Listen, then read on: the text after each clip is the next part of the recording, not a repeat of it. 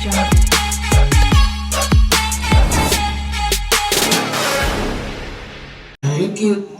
नट पेरना कांदर सासी ब्राह्मण बुरा कहावे, कसाई डाकोट बराबर सब बढ़िया कह जावे। कहते हैं नट पेरना कांदर सासी और ब्राह्मण बुरा कहावे। कौन ब्राह्मण? जो ब्राह्मण तो बुरा होता ही नहीं, लेकिन अब ब्राह्मण की फीत ला करके ये नकली काम करते हैं, इनको ब्राह्मण बोलना ही पड़ता है। ब्राह्मण से जो ब्रह्म पहचान है। ब्राह्मण तो हमारे सतगुरुदेव थे, गुरु जी महाराज स्वामी जी, बड़े पैतावास, जिला भवानी, दादरी के पास बड़ा पैतावास गांव के, वो वास्तव ब्राह्मण थे क्योंकि उन्होंने परमात्मा पहचान लिया था। और ब्राह्मण थे मेरे दादा गुरु जी, जो छावला गांव दिल्ली में है, वहां के वैसे किसान परिवार से जन्म था, जाट जन्म था, लेकिन उन्होंने परमात्मा की महिमा से परिचित हो गए थे और 4 विषय के आचार्य बन गए थे। तो उनको पंडित चिदानंद नाम से जाना जाता है। पंडित ब्राह्मण, ब्राह्मण वही होता है जो परमात्मा से परिचित हो जाए, वैसे विद्वान पुरुष को भी पंडित कहते हैं।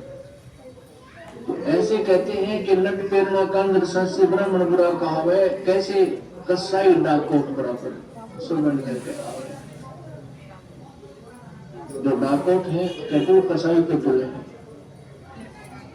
मेरे इधर उधर के अट्टे बट्टे मार के तो पैसे गेहूं चने चावल चूरमा की ले जाओ और उन्हें बेच के फिर बढ़िया गंगाज में उनको पैसे देते।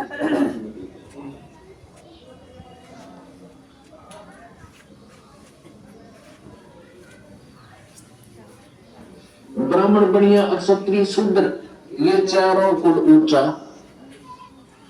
और देखो परमात्मा की महिमा कितना निर्मल ज्ञान है।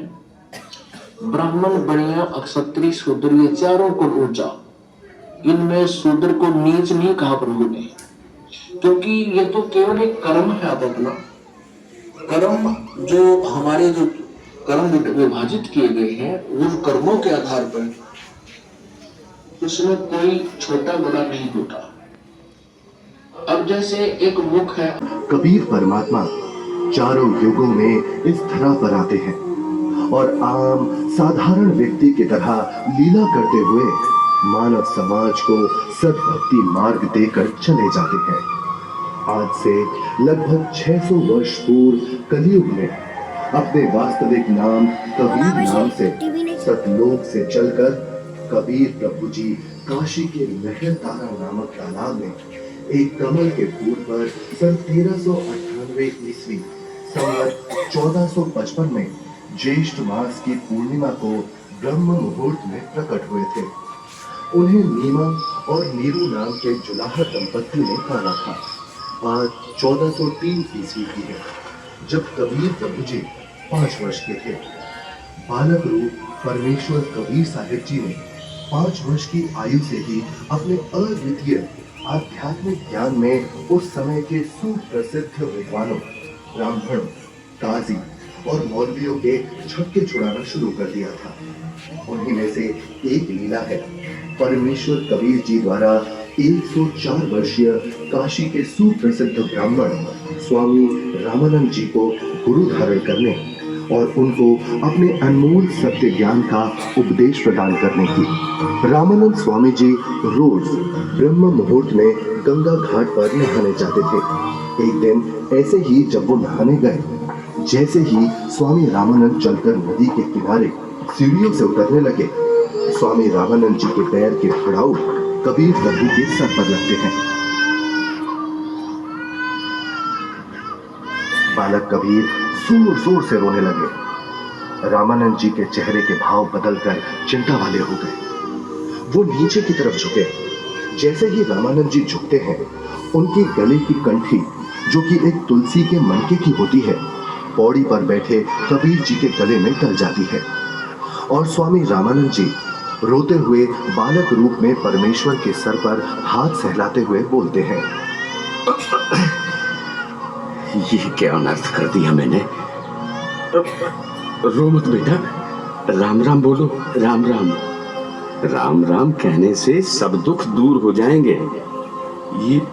ये बच्चा जरूर अपने माँ बाप से बिछड़कर यहाँ आ गया है। ऐसा करता हूँ, स्नान करने के पश्चात इसे आश्रम ले चलता हूँ और फिर इसके माता पिता के बारे में पता करता हूँ। हमारा विष्णु नाम विख्यात हुआ। अब काल और दुर्गा का बेटा यानी विष्णु की उत्पत्ति होगी, दोनों से सिद्ध हुआ। अब यहाँ देखो, ये छठा अध्याय समाप्त हुआ। अब यहाँ देखिएगा, सातवां शुरू हुआ। ब्रह्मा जी कहते हैं देव से तत्पश्चात कल्याणकारी परमेश्वर शाम सदाशिव ने पूर्ववत प्रयत्न करके, जैसे विष्णु उत्पन्न किया था, दोनों ने पति पत्नी विवाह करके मुझे अपने दाहिने अंग से उत्पन्न किया। उस ईश्वर ने मुझे तुरंत अपनी माया से मोहित करके नारायण देव की नाभि कमल में डाल दिया, खंडेला पूर्व मुझे वहां से प्रकट किया। इस प्रकार इस कमल के उत्तर के रूप में मुझे निर्णय करता था। दर्शकों, शिव पुराण के इस प्रमाण से यह तो सिद्ध हो गया कि ब्रह्मा और विष्णु की उत्पत्ति दुर्गा और शिव अर्थात काल रूपी ब्रह्म से हुई। यह सदाशिव यानी काल रूपी ब्रह्म तमोगुण कोई इन दोनों से और है, सरपुरुष और अक्षर पुरुष से, सरब्रह्म और अक्षर ब्रह्म से, वो परम अक्षर ब्रह्म है। गीता के अध्याय नंबर 8 के श्लोक नंबर 3 वाला अविनाशी।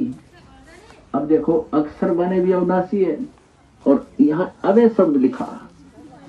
इसको अभी परब्रह्म को भी, अक्षर पुरुष को भी अविनाशी इसलिए कहा गया कि ये चिर स्थायी है।